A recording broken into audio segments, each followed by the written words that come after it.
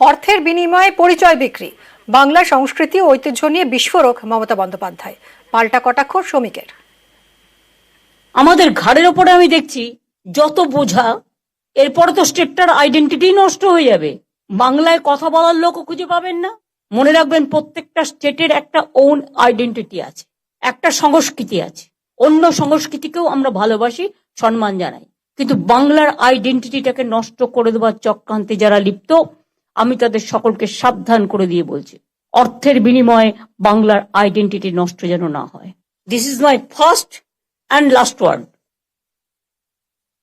বাংলার আইডেন্টিটি মুখ্যমন্ত্রী তো নষ্ট করছেন।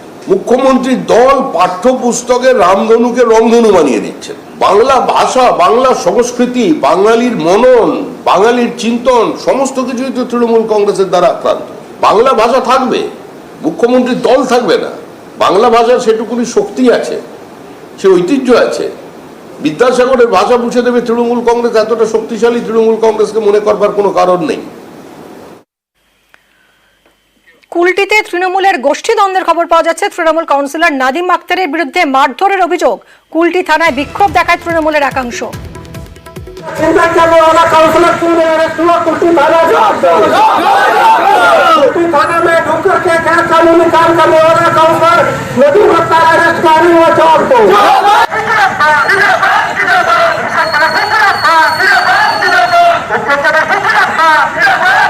কথা বলবো আমাদের প্রতিনিধি দীপকের সঙ্গে। দীপক, কি কারণে এই বিক্ষোভ, কি অভিযোগ?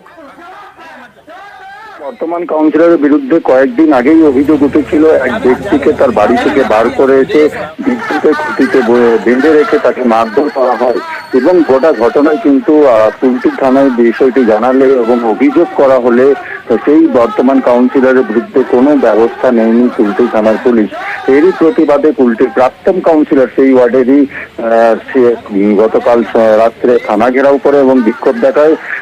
যেভাবে একজন কাউন্সিলর নিজের দলবল পাঠিয়ে পড়ে একজন ব্যক্তিকে বিদ্যুতের খুঁটিতে বেঁধে মারধর করেছে, তাতে কোনো ব্যবস্থা নেয়নি পুলিশ। তার অবিলম্বে সেই কাউন্সিলরের বিরুদ্ধে ব্যবস্থা নেওয়ার দাবিতেই কিন্তু এই বিক্ষোভ দেখানো হয়। যদিও এই ঘটনায় তৃণমূলের বিরুদ্ধে তৃণমূলেরই অভিযোগ, তার গোষ্ঠীদ্বন্দ্ব প্রকাশ্যে এসেছে, যার চর্চা করতে ইতিমধ্যেই চর্চার কেন্দ্র হয়ে দাঁড়িয়েছে। যদিও কোনো দলের অনুমতি না নিয়েই কিন্তু প্রাক্তন কাউন্সিলরের বিক্ষোভ দেখিয়েছে।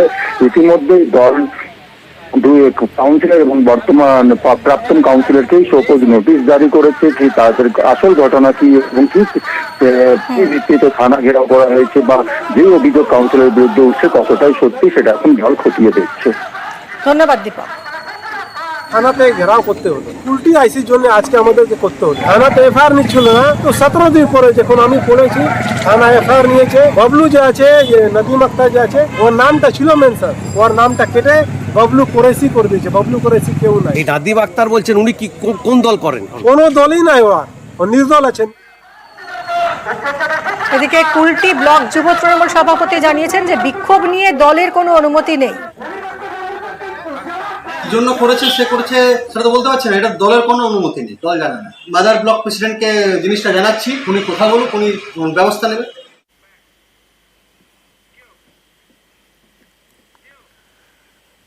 পরের খবরে নজর রাখি। অবশেষে জল এলো সিউড়ির খান্নায়। দীর্ঘদিন গ্রামে জল সমস্যার অভিযোগ। পাইপলাইন খারাপ হয়ে যাওয়ায় দীর্ঘদিন জলকষ্ট গ্রামবাসীদের। দিন কয়েক আগে জলের দাবিতে গ্রামের মহিলাদের বিক্ষোভ। তৃণমূল নেতার কাছে জলের দাবি জানান গ্রামবাসীরা। দুদিনের মধ্যেই পাইপলাইন মেরামত হয়। অবশেষে জল এলো খন্না গ্রামে। সুপ্রতিম আমাদের প্রতিনিধি রয়েছেন, আরো জানাবেন। সুপ্রতিম, শেষ পর্যন্ত সমস্যার সমাধান হলো? একদমই, দেখো সমস্যার সমাধান হলো। সেটা হচ্ছে যে আমাদের চ্যানেলে খবর দেখানোর পরই কিন্তু নড়ে চড়ে বসে সেখানকার স্থানীয় তৃণমূল নেতারা। তার কারণ হচ্ছে যে গত কয়েকদিন আগেই কিন্তু সেখানে তৃণমূলের যে ধন্যবাদ জ্ঞাপন সভা ছিল, সেখানেই কিন্তু মহিলা তৃণমূল কর্মীদের বিক্ষোভ স্থানীয় অঞ্চল সভাপতিকে ঘিরে। এবং তাদের অভিযোগ ছিল কি যে গ্রামে কোনো পানীয় জলের সমস্যা নেই, যেহেতু গরম পড়েছে। এবং তিনি কিন্তু সেই সময় 10 দিনের সময়সীমা নিয়েছিলেন এবং তারপরেই কিন্তু 2 থেকে 3 দিনের মাথাতেই কিন্তু গ্রামে যে টাইম কল রয়েছে সেখানে কিন্তু জল পড়া শুরু হলো সকাল থেকে। এবং তাতে কিন্তু খুশি স্থানীয় মহিলা থেকে গ্রামবাসীরা। তার কারণ যে শুধুমাত্র পাইপ লাইনে একটা সমস্যার জন্য এতদিন ধরে জল আসছে না, সেই সমস্যা কিন্তু মিটে গেছে এবং গ্রামে কিন্তু ইতিমধ্যে জল পড়ছে এবং তাতে কিন্তু জল ভরে গ্রামের বাসিন্দারা নিয়ে যাচ্ছেন, রান্না করছেন বা অন্যান্য কাজকর্ম করছেন, তাতে কিন্তু খুশি এক প্রকার গ্রামের বাসিন্দা। ধন্যবাদ সুপ্রতিম।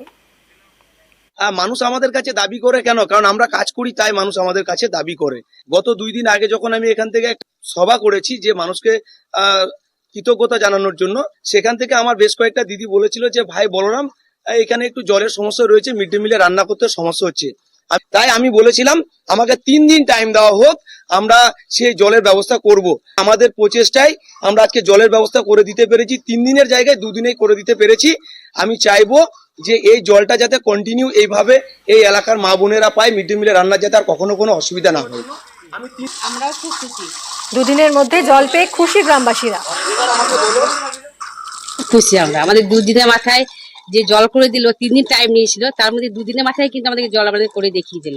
আমরা খুব খুশি হয়েছি। আমাদের পঞ্চায়েত সমিতি বড়রা আমাদের যেটাই বলি সেটাই আমাদের কথা দিয়ে কথা রাখে, সমস্ত কিছু দায়িত্বপূর্ণ নিয়ে কাজ করে দেয়। ছেলে ও তার বউয়ের অত্যাচারে রাতে ঘরছাড়া বৃদ্ধা, সম্পত্তি লিখিয়ে মারধর করে বাড়ি থেকে বের করে দেওয়ার অভিযোগ। নরেন্দ্রপুর থানার রামচন্দ্রপুরের ঘটনা।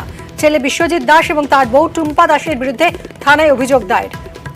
অর্পণ মণ্ডল আমাদের প্রতিনিধি রয়েছেন। অর্পণ, ঠিক কি ঘটেছে এই ঘটনা সম্পর্কে জানাও, কি অভিযোগ করছেন বৃদ্ধা? দেখো, বৃদ্ধা স্পষ্ট অভিযোগ, তার ছেলে ও বৌমা তারা দুজনেই তার সম্পত্তি লিখিয়ে নিতে চাচ্ছেন এবং তিনি সেই সম্পত্তি লিখিয়ে দিতে নারাজ। তার যেটা অভিযোগ যে এমনিতেই ওয়ারিশান সূত্রে তিনি মারা গেলে সেই সম্পত্তি তারা পাবেনি, কিন্তু তার আগে যদি লিখে দিই তাহলে আমার বাড়ির থেকে বের করে দিতে পারে, এমনটা আশঙ্কায় তিনি এই সম্পত্তি লিখে দিতে চাইছিলেন না। এবং তিনি আরো অভিযোগ করছেন যে তার শ্বশুরবাড়ি আসার প্রথম দিন থেকে যে জায়গার উপর তিনি রয়েছেন সেই জায়গা থেকে তিনি বেদখল হয়ে যেতে পারেন, জমি বিক্রি করে দিতে পারে।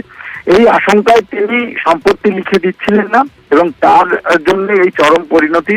বৃদ্ধাকে এক কথায় বলা যেতে পারে ছেলে ও বৌমা মেরে মারধর করে মাথায় সেই চোটের আঘাতের চিহ্ন রয়েছে। তিনি শেষ পর্যন্ত নরেন্দ্রপুর থানার আশ্রয়ে আসেন এবং সেখানে এসে তিনি ছেলে বৌমার নামে লিখিত অভিযোগ দায়ের করেছেন। ঘটনার অভিযোগের পরেই তদন্ত শুরু করেছে নরেন্দ্রপুর থানার পুলিশ এবং বৃদ্ধার যেটা আশঙ্কা যে তিনি বাড়ি ফিরলে আবারও তার উপরে হামলা হতে পারে, তাই পুলিশের কাছে তিনি দরবার করেছেন যাতে তিনি তার বাড়িতে ঠিকঠাক মতো থাকতে পারেন।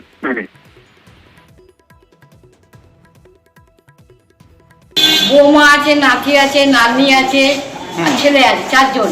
নাতি ব্যাগগুলো সব ফেলে দিল, খাবারের ব্যাগ সব ফেলে দিল, চশমা, মহাপাতি ওষুধ, চিড়ে, ছাতু, কাপড়, 5-6টা কাপড় সব ফেলে দিল।